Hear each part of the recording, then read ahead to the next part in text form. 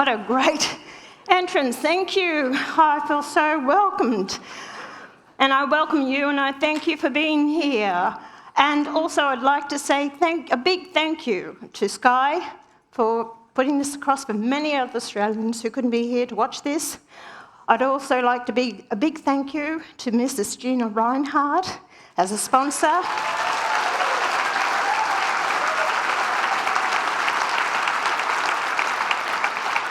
To IPA, and to Steve Baxter, who is also a sponsor. So thank you very much. And of course, don't forget the beautiful volunteers. They've given their time to be here to make this run as smooth as what it is. So thank you very much. And most important, you the people, my fellow Australians. Well, what a hell of a mess our country's in. But anyway, on a lighter note, before we go too far, who loves my cartoon series? Wow. Thank you. Well, I tell you who started all that was James Ashby. He's to blame. But he came to me with the idea and he said, look, I've got this great idea. He said, I want to do a cartoon, but I want to run it past you, see what you think. I said, okay. I said, sounds great. He said, why are we going to do this? He said, we're actually going to try and capture those people between 18 to 35 to enlighten them about politics, what it's about. Great idea. They're all brain dead, most of them. Not for the because they've been brainwashed by the universities and the educational system. That's why. So anyway, I said, no, great idea. So we launched it, and I can remember the first one, they were in the classroom, and Morrison comes in, g'day, douchebags, how are you? Or Beetroot Barnaby, or Elbow. What about, he's out of Parliament now. Who's that one, the Greens? And Vant. That was a plus to see that, the back end of that man and some of the others. So anyway, we actually have had 3 years of running the cartoons. Over 100 series have been put out. But the big thing now is, and people are saying, Pauline, where's your cartoons? We want to see your cartoons. Well, the big surprise is we're actually putting out the movie.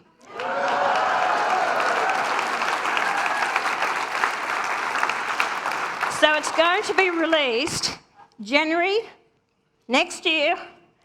And what's the most important day of the year in January? Australia Day. So that's what this is about. And it's going to be for 90 minutes. We're going to get it into cinemas. And yes, and hopefully it goes worldwide, so wait for that one. So I'm very proud of it.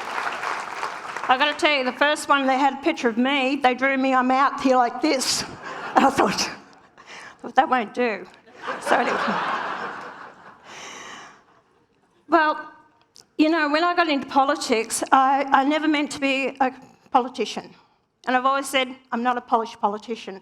But I can't keep saying that now after nearly 30 years in it. So I've got to move on from that. I should have learnt something by now. And I think I have. I wish a lot of these other politicians in there would have learnt as much as what I have. But it's been an interesting journey for me. And if you don't know my story, it was only by chance I got to stand for the seat of Oxley. And that was a safe Labor seat in Queensland. The Liberal Party never thought they would win it. So I went to a Liberal Party branch, never been a member of a political party. I said, I want to be the candidate for the Liberal Party. I thought, who are you? Well, I said, I run a small business up the road, a takeaway, but I'd like to give it a go. I said, okay, sort of put in, went through pre-selection, I won it. I remember I went to the first Liberal Party meeting, candidates. I didn't ask the question, I was very quiet.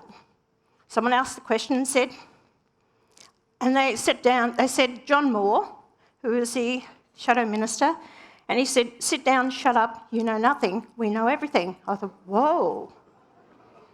I thought, okay. And I had the audacity, how dare I, wrote a letter to my local newspaper questioning about equality. And of course, it was Tickner, who was the minister, Aboriginal minister under Paul Keating, said we shouldn't lock up Aboriginals. I thought,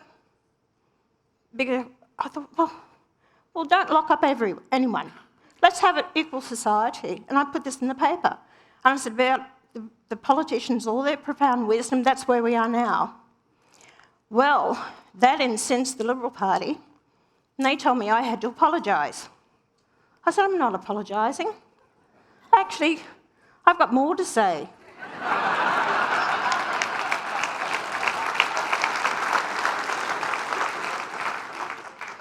And boy, did I get it. And they called me down there, paced the floor and said, she's gone too far now, she's got to go. So anyway, I sat there before all these ones in suits, and they got me straight from my shop. And I was there, and I had grease down the front, working the cookers all day, my boots on. And I had all these ones in their suits, and they said, she's gone too far, she has to go. Excuse me. And I said, no, I'm going to resign. I said, I'm out of here, but I stood. No one knew me. Labor, the seat of Oxley was the safest Labor seat that withheld the overthrow of Whitlam in Queensland. That's how staunch Labor it was. It was held by Bill Hayden for 27 years. And it came from John Howard. She had to go. Well, I won that seat with the biggest swing in the nation of 22% because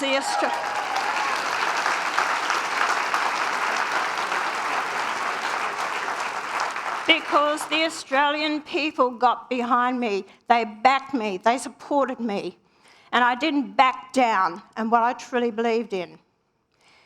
And then it was only a few years ago, I was at the airport. Peter Costello was there. I said, something came up and I said, well, Peter, you certainly know who Pauline Hanson is now, don't you? And he said, actually, I remember that night I was with John Howard and your name came up and he said, I didn't know who Pauline Hanson was. And I said, well, you certainly know who she is now, don't you, Peter? So, to me, to be a Member of Parliament is the greatest honour that you can have. That people put the trust and respect and belief in you to make decisions on the floor of Parliament to do with legislation that is going to impact their lives and their futures. That's the greatest honour. I don't take this job, without realising the importance of it and how many people rely on me. That's why I don't back down from my convictions, what I believe in. And I've stood by it.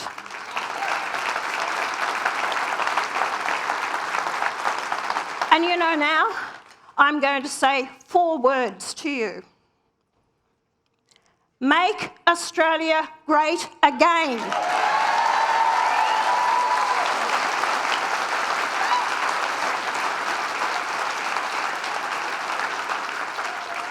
And I will keep repeating that, and I will not back down from that. It is who we are as a nation. I've listened to some of the speeches here yesterday, and I hear the speeches on the floor of Parliament. And sometimes I get so disgusted, I thought, where have you been? Why haven't you said this before outside of here on the floors of Parliament? Why do you say things here that you feel safe about, but you won't go out and say it beyond these walls?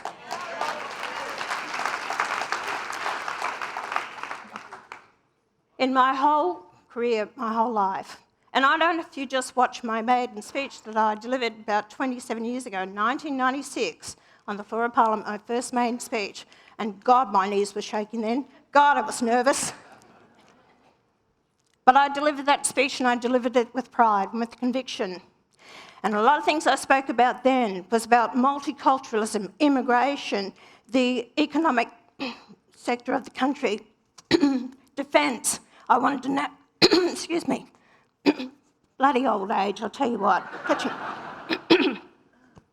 And then you have It was about the economics of the country, the way it was run. It was about, I wanted a national civil defence force so that people, before going straight from high school into university, must do that 12-month break, do something.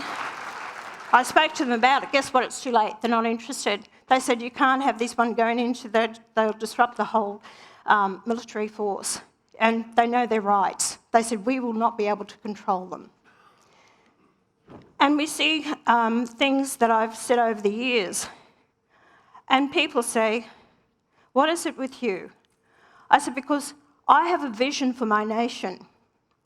And that's what politicians should be doing. It's like run your business. I ran my business. You have to have a business plan. You have to have a future in plan, where you want to be in 5 or 10 years' time. No difference in politics. I don't wait to see what the polls are telling me. It comes from here, and it comes from here. You have to know what the people think. You have to get out there and talk to people. You have to be a part of it. You have to breathe it. You have to experience it. And my life's experiences, I don't feel a lot of you know this.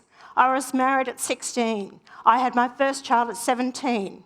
I was a single mother at 21 with 2 children, one as young as 6 months old, when my husband walked out and left me. I didn't have enough money to feed all of us, but I made sure the kids were looked after. I had a part-time job to try and pay the bills. I had no assistance, no help, nothing, not a cent. Just completely distanced myself from myself and the kids.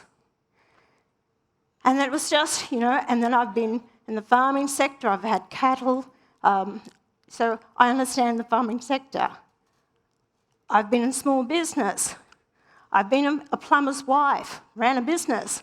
I was up there doing the guttering, doing blockages, going to the neighbour's place, changing, re-washing taps. So I learnt it. You think you took him out, my husband out for lunch, he said, do you mind getting up here and helping me put the gutter up? So that was another job that I did. And it came from the work ethic. I'm one of 7 children, the 5th youngest. Anyway, between you and I'm the quiet one of the family. You laugh at that. Heaven help John Howard if he had the rest of my family in there. But I watched my father work 106 hours a week for 25 years. And it's called the work ethic. It's taught me resilience, to stand on your own 2 feet. No one owes you anything. The world owes you nothing. And I'm sick and tired of seeing people out there play the victim.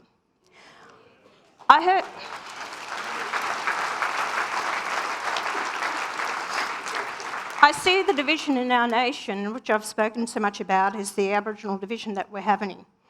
And from the first census that we have, when we, the people, decided to bring them in the census in 1967, the first census in 1971, there was approximately just under 116,000.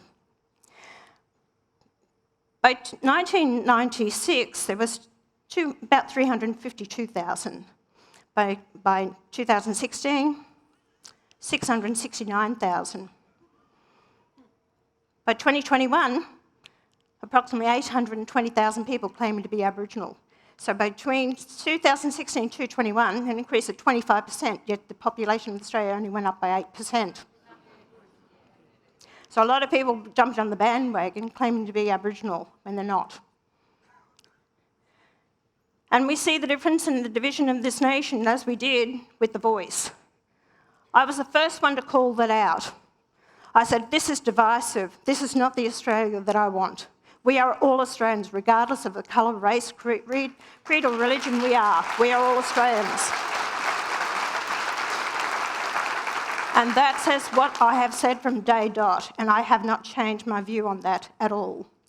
It was only 2 weeks later that the Nationals came out and then agreed with it.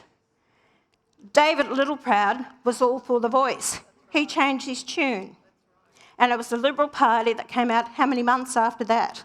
Because they wanted to see the writing on the wall. They wanted to make sure they're on the right path. It didn't come from here. It didn't come from common sense. It was all about, let's see how it goes, how the people feel.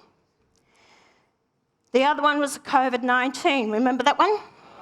Remember I told the people, don't put that shit into your body? Yeah. Yep.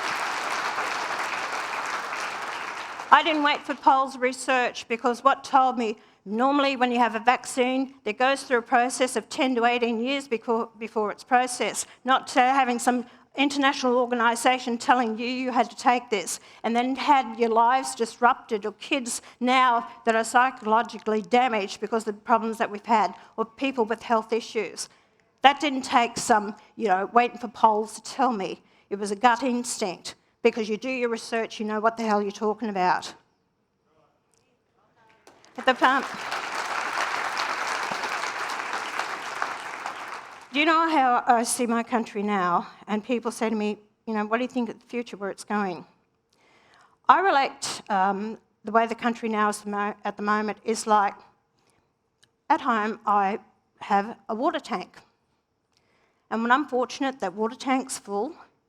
And when my grandson comes over, or the grandchildren come over, and the tap goes on and just pours and pours, and I'm looking at saying, listen, turn that tap off, that water is not, comes with, with a price to it. And I want water in my tank. But the governments of today, it's like, oh yeah, turn on the tap. We say going down the drain, climate change, 30 billion a year. And then we see that just washing away. And I won't get in climate change. I think a lot of people have spoken about it. But I will tell you about climate change. I have been the first one that's never changed my opinion, get the hell out of net zero and get out of this climate change BS that we have been fed, that is destroying our culture, our way of life, our standard of living, and it's destroying our country, productivity.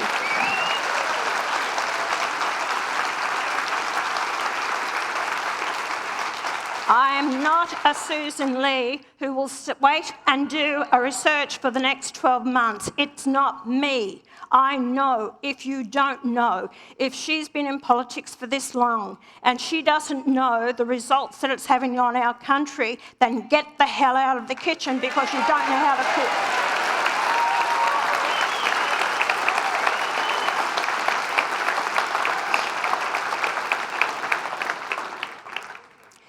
Then we have, the Aboriginal industry. Oh, let's pour down the drain.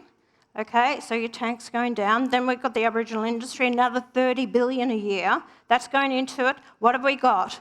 Sexual abuse, domestic violence, alcoholism that's going on. No jobs, no productivity, absolutely nothing. And division. And then we've lost nearly 60% of our land is now under native title. And still they're going after more and more. And what?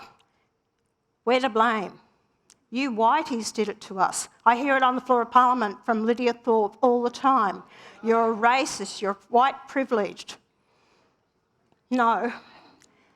This is my land, and I was born here, and so are my children. I will not be told it's not.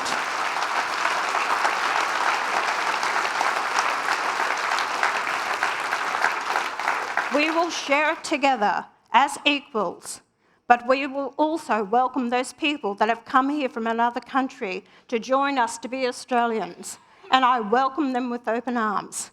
But I also say to them, and at citizenship ceremonies, I welcome you to this country as long as you give it your undivided loyalty. You abide by our laws, our customs and our way of life. If you don't, I'll be the first one to take you to the airport, to put you on a plane and wave for your road.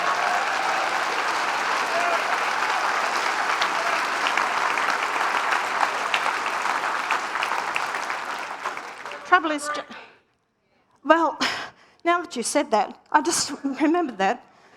Trouble is, I told someone to piss off back somewhere, and they were offended by it. I don't know why. If you're not happy with everything this country's given you, then surely, find somewhere else to live. But anyway, that's just for your information. That's going to trial. in November. So it's a 3-day trial, and through the appeal court. So anyway, I've got 5 judges. Hopefully they're a little bit better than the last one that I had. Came down with his decision, but who knows how our judicial system is going to go. But anyway, that's another fight that I've got to take on. But guess what, people? If I win this case, then I am actually going to get rid of 18C, which our politicians won't. They can't.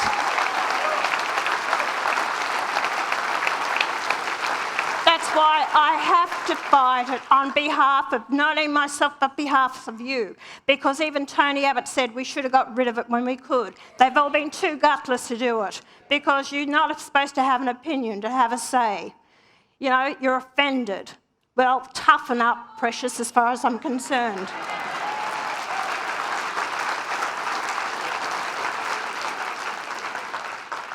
Well, the tap goes on again. And what else we got? And the tank's draining. NDIS, 52 billion. 52 billion a year. By 2032, it's going to cost around 95 to 100 billion a year. That was meant for people who were truly disabled. Parents came to see us and said, we look after our kids constantly all the time, but what are we going to do with them, when we're gone? Who's going to look after them? I said, fair enough point. And yet, it's up to about 750,000 people that are on it. That many kids being diagnosed with autism and with issues or chronic fatigue should not be on NDIS. We cannot afford it. We cannot afford it.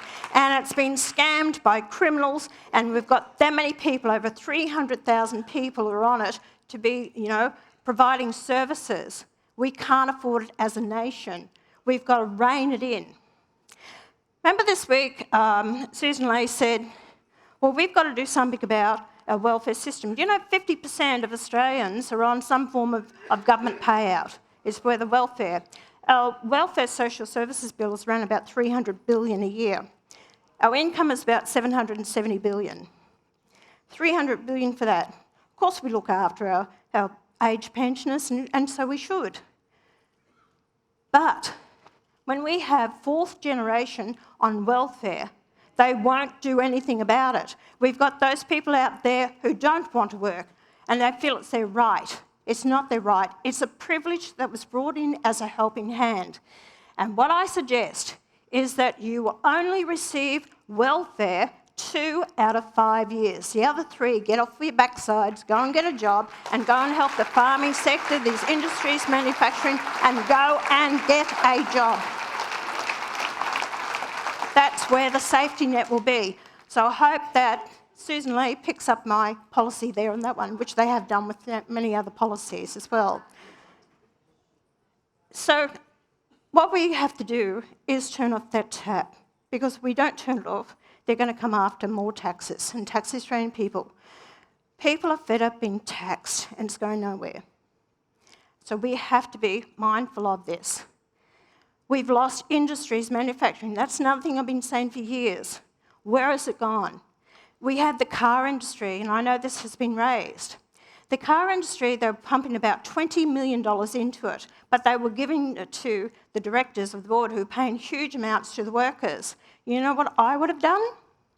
I would have said, right, okay, we'll subsidise you, but we're going to subsidise the Australians who buy the cars. So if you actually buy a car, an Australian car, we're going to refund you $5,000, not to the company. So that encourages Australians to buy the car and give it back into the pocket of Australians, and not for these directors of boards to give them bigger pay rises because they had all this money coming through.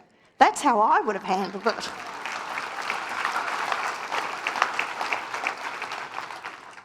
Well, there's a few good eggs on the floor of Parliament, very few. That's a few. And I want to acknowledge that my senators and the newly appointed, he didn't win the election, but appointed Senator for New South Wales is Sean Bell. Now, I thank you. He is here today, so he'll be on the floor of Parliament, be sworn in at the next sitting of Parliament. And of course, this week, both houses of the New South Wales Parliament had to pass it. And guess what? Who tried to stop it? Mark Latham and Rod Roberts. The two people who won seats, the One Nation seats, and yet they walked away from me and from the members of New South Wales and those people who voted for them, and they're standing there holier than thou, hypocrites, to stop him from taking his seat because he's not from New South Wales. But I'll put it to you this way. I've had a lot of people that have walked away from me over the years, and loyalty means so much to me. Loyalty and honesty is the two most important things to me. And Sean's worked with me for 9 years, and I can tell you he wouldn't be there unless he was doing a good job. You don't be around me for too long if you can't do your job. I haven't got time to muck around with people who want to, be bludgers and not do the work. It's too important to me what I want to achieve for this country. So anyway, Sean got the job, and I'm so proud of him. And he's moving to New South Wales, and I work hard for the state. And I'll tell the people in New South Wales, if you've got a complaint about it, go and talk to the Mins or go and talk to Albanese, because they're quite happy to let the people from other countries to flood into New South Wales, and yet you're worried about someone coming from a border who is an Australian to cross the border to go and represent other Australian people. And the other senator most of you would know is my colleague from Queensland, Senator Malcolm Roberts. Yeah.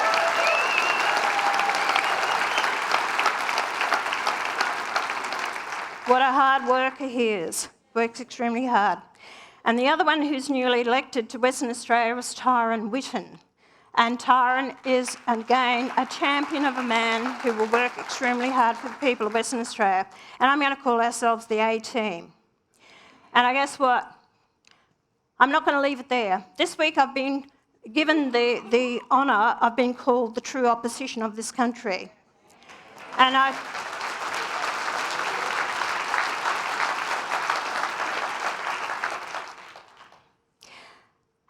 was just asked at an interview, how do you feel about it? I said, I'm going to take it and I'm going to run with it. Because, I thought that, I would actually help the coalition. I'm a Conservative at heart. But when they are not representing me, what I believe in, family values, industry, manufacturing, jobs, the mining sector, everything that puts money into our coffers, give us our constant way of life, our standard of living, and they can't see it, then I'm sorry, you're no longer representing me. And I'm no longer going to be the bridesmaid. When you can take the credit for a lot of the things that I have done, and the only reason why now is I have constantly pushed them. And it goes back to John Howard, and I'll tell you something. John Howard only came out and said, turn the boats around because I said it. Years ago, the support that One Nation had in the early 1996 to 98 was absolutely amazing. And we put that much pressure on them because they knew they were leaking votes. That's why a prominent Australian said we had to stop you. That's why I was imprisoned. They had to stop me. Well, no more stopping me, because my passion is with this country and with the people. And I will continue to fight for this. But I'll tell you something else too. I can't do it alone. You heard the old saying, or the television ad, oils ain't oils, right? Well, you can get the oil that you put into the engine and it can be corrosive. You think it's doing the job, but it doesn't. It doesn't keep the heart going. It just, wastes away. Or you can get the more expensive one, and you can get that, it's going to do the job and it will keep it beating and keep the engine going well. You know what's going to be more expensive? Because it's going to take, you are the engine, you are the heart, each and every one of you. And the person sitting beside you, the person in front of you, your children and your grandchildren, that's why it's worth the effort. That's because it's going to cost you more. Because it's going to take that effort from you to realise you can't sit back anymore and say, it'll be right, mate. You've got to choose the expensive oil.